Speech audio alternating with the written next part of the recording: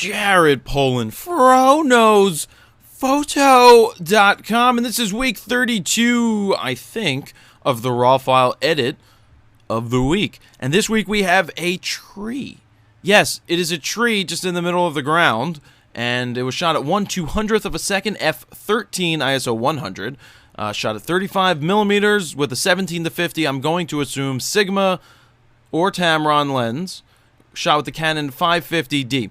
Now, the reason I selected this photo is because it's okay to begin with, but I think with all of the edits that you guys are going to make, we're going to find some really unique ways to take an image that is on the borderline of getting there to over that line into something different. Now, what's going through my mind when it comes to how I should edit this, the question is, do I go black and white and try to make it look infrared, even if I knew how to do that?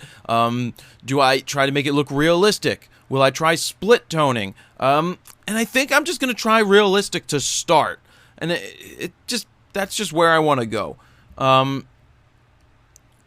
want to try to give it a feel of being that I was there, you know, and see if that works first before I try something else. But yeah, I do go right to that contrast slider because look what happened. This is where the contrast was, and this is where the contrast now is. I think that is realistic. I'm going to pump up the yellow slightly to make it a little warmer. Going to raise up the exposure gently. Black levels in here a little more. A little bit of clarity. I want to go with the vibrance because look what it just did to the sky. Now I may be getting away from that realistic effect I was talking about, but I just want to go with it. Yeah, boom! I know I didn't boomify it, but I went the other way, and I took out the yellow, and now the sky pops. The sky pops well. I like the tree. The only thing that's throwing me off is the saturation in the grass. Now I'm going to see if we can take out some of the saturation. That, you see that? All right, so I'm using the orange slider here and just taking out that saturation a little bit. Seeing that if it does what I want it to do. That is actually what I want it to do. So I'm going to go up with the orange slightly. This is the yellow in the grass. I'm pulling back on it because I don't want it to be overly, uberly over the top. So I got that. I mean, my eye goes right up to here in this photo. I don't think I want to throw a crop onto it. I don't think I want to use a vignette on this model or on this type of shot. So I think it's pretty interesting. I mean, you're losing something down here, at least from looking at it. I don't know what I'm losing. That's if I add the pink. Not a big fan of the pink. Not a big fan of that look, which is old school, knocked out. I got that. Yeah, I mean, it's pretty plain. And I almost said boring, but yeah, it is what it is. But this is where it started. I'm using the button right above the return key on my Mac, and I hit it, and it shows me before, it shows me after, and that's where that is. And no, this is a pretty basic edit. So I'm just going to leave a snapshot here so I can come back to it. And I want to reset it, and now I want to get all jiggy with it or something. I'm going to utilize split toning, and I just found out that if you hit the V key, it goes black and white. I didn't know. Who knew? Who knew? And how weird can we get here? I want to go into split toning, and yes, I am just sliding some sliders like I normally do, but I'm looking for something while I'm doing this. I'm going to go down here to split tone.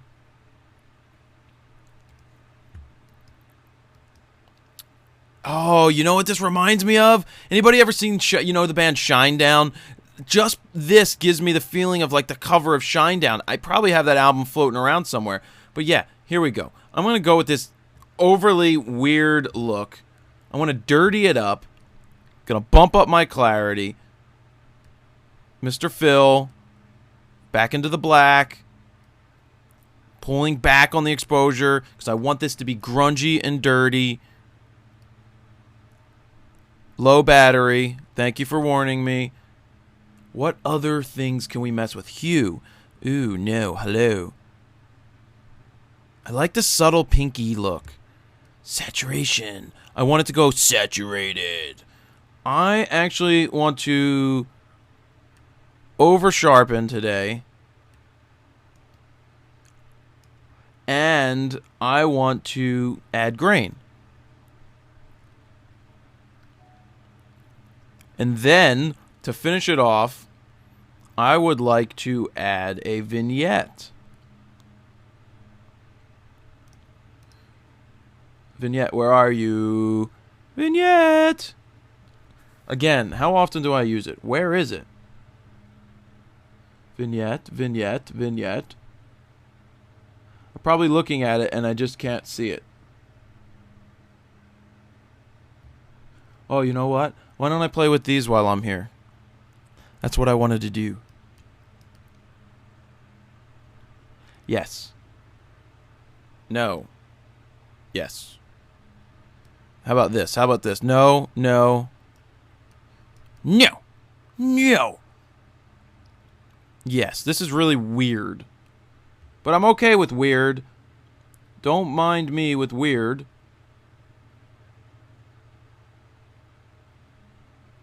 Post-crop vignette. I think I went past it like 7 times. Nope. We're going dark with this. We're trying to go to that shine down look. I'll try to post it. Let's see what we get here. Feather, feather, feather, feather. That's too much, too much. And there's a lot. Nope, don't want the lot. I'm going to go with this. I know this is uberly weird, but I'm just showing you some different effects that you can do in here just by, playing around. And I know I say that a lot, and I know some people get upset when I say, yes, playing around, moving sliders, but hey, that's the best way to learn, because maybe something that you saw in this or in Adam's edit coming up next will trigger something in your mind and give you something that will take your image to the next level. So let me save this as a snapshot. We'll make it number 2. So that was the first one, very realistic, and this is the second one, very, very futuristic. So that's about it. Adam, you are up, and I will see you back in a minute. All right, this week we've got a real nice landscape. Very interesting, craggy looking tree with some very gnarly looking branches. Framed well. Got the lower third of the frame with these nice tall grasses. Interesting sky, nice clouds, nice color. And, overall just kind of a nice, pleasant landscape shot. The tree is absolutely the focal point. And there it is, dead center. So, a couple different things. I look at this and I think black and white. I think, going in and really getting more of the drama of the textures that are here, all of these lines and all this nice texture in the grass. Maybe try to really make the sky look more dramatic. That's really what hits me first here, and that's probably where I'm going to go with this. So very first thing I'm going to do is I'm going to convert it to black and white by hitting the V key. Bam! Look at that. And already to me that's got more drama.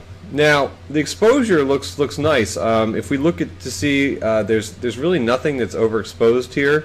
I'm going to actually add some fill light because I want to keep the exposure where it's at, but I just want to bring in a little bit more. It does actually affect the exposure, but I don't want to lose, let's say, what's going on in the clouds.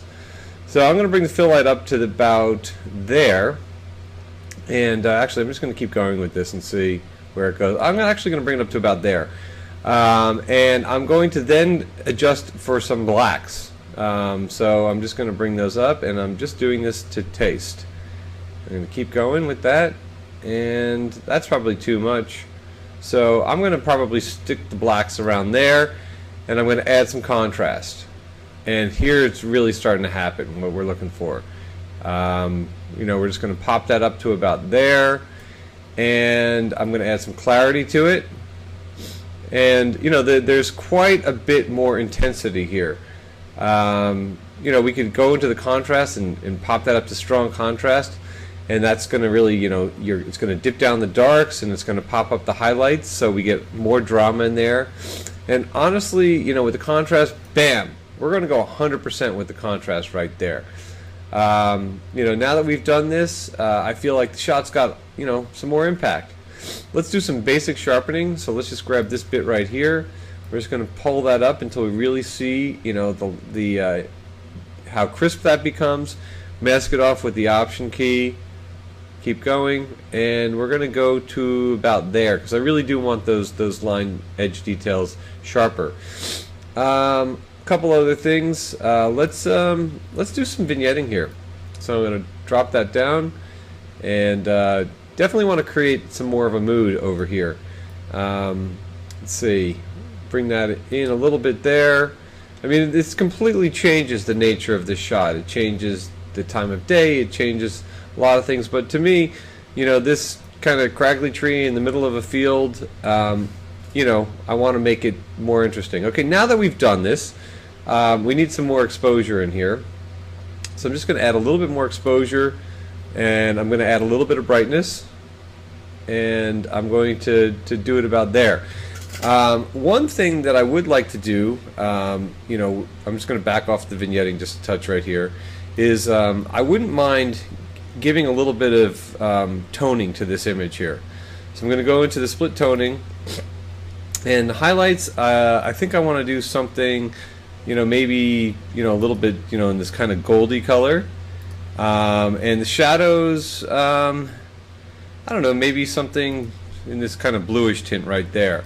Now look at that, that's pretty intense. So let's just mess with the balance right here. And I'm going to bring the balance down. Well, that's a little bit too blue. I'm going to bring this up a little bit like that. We're going to go orange. A little more to that extent right there. And, well, you know what? I'm going to leave it at about there. You know, I kind of like the way that that's looking right there. And now that I've done this, I'm actually going to go back and add more vignetting. And I'm going to kind of bring it to about there. And I can say that that is my final edit. Definitely different this week. You know, wanted to play with this shot. Definitely wanted to go black and white. Add some more drama. Maybe give it, you know, kind of a more intense look. Maybe some more mystery, more intrigue. We look at the before. We look at the after, and it's a big difference. So let's go off to you, Jared, and see what you came up with this week. All right, we're back. We got Adam here in the bottom corner. Adam, how are you doing today? I'm doing well, and yourself, sir? Good, good. I heard that you just told me, being that I haven't watched your video, and I don't watch it or look at your edit before I edit my stuff, yes. You said, well, I talked about how to go to black and white because somebody told me how to do it, and then you went and made the same comment. That's because Adam told me how to do that the other day, that if you hit the V key, it then takes you into black and white. It instantly takes you into the black and white module. It's much quicker, Very isn't nice. it? It's much quicker than doing the other thing. I love keyboard shortcuts. Yeah. So what did you think about this photo when it started this week?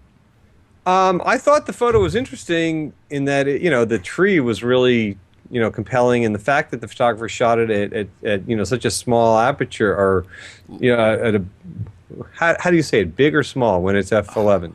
That's, I guess it was 13, but that's considered small. Small, like tiny. Yeah.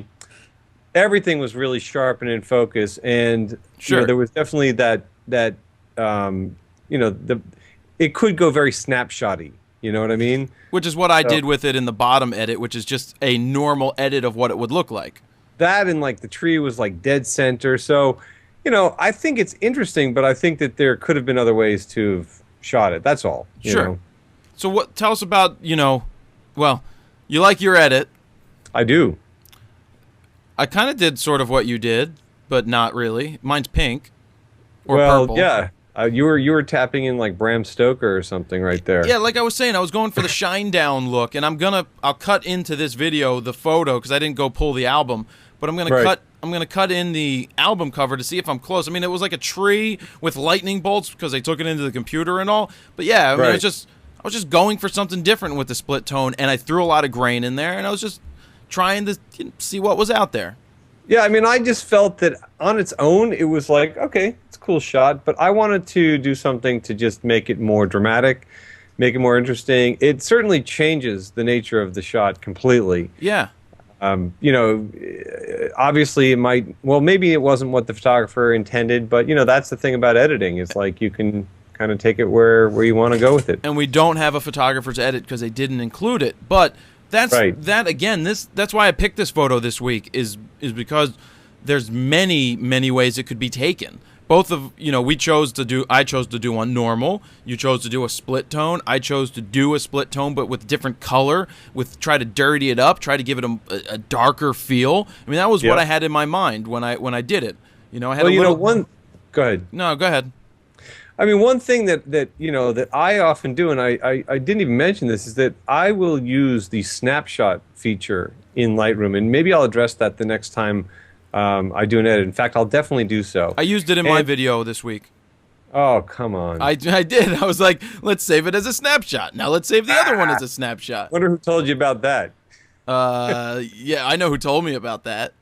Anyway, but I think it's a great thing because you can do a black and white conversion. You can do a really intense, color shot. You can warm it up. You can cool it down. You can go for a Holga look, a Polaroid look. You can add some grain. You can, soften it up. You can, add contrast. You can have all these different snapshots, and then you can decide what you want to do. And that's the beautiful thing because Lightroom is non-destructive. Your original file is always there. So you don't have to be locked into one definitive edit for anything. Or you could make them as like templates, as presets. You could make them presets and then come back to them later. Save the ones that you like and then see how they 100%. work. But yeah, I think that we took an image that was good. Yep. And now we're putting it out there to open it up to make it better because it can be made better. And there's a million different ways. I know I say it a lot. But yeah, this week there are a lot of ways that this photo could go. And I'm interested to see what everybody does. Sound good? Yeah, other than the fact that I lost like the last couple sentences because you cut out. Not a big deal. We're going to wrap it up. I was just saying how say yes. There's a lot of stuff, a lot of edits that can come out of this. So any last words, Adam? Yeah. Nope. I think, what you did was kind of cool. And interestingly, for whatever reason, like yours kind of has that kind of horror show kind of look to it. And that one little kind of branch in the center kind of looks like a creepy owl or something. It did. It looked like a hawk, a falcon. It looked like something. But I do want to say that I love the old world look of yours. I love the westerns, like the 1800, the photos from like the 1890s, where they get that prairie feel, but like just 4x5 or an 8x10 view camera that they showed a photo that nobody's really ever seen these trees before. They come up upon something new and try something different with it. So yeah, I like that. All right, we're gonna wrap it up. That's about it. Adam, thank you again this week. All right, thank you. And so everybody else, go ahead, download this file. If you want to upload or you want to email in your raw file of just about anything that can be edited, you can send it to fronosphoto@gmail.com. Be sure to go into the forum to download the raw file from this week or the 31 prior weeks. You must be a member of the forum in order to get the access. But you could also post these things on Facebook and let other people know what you're doing. All right, that's it. See you all next week. Jared Polin, fronosphoto.com. See ya.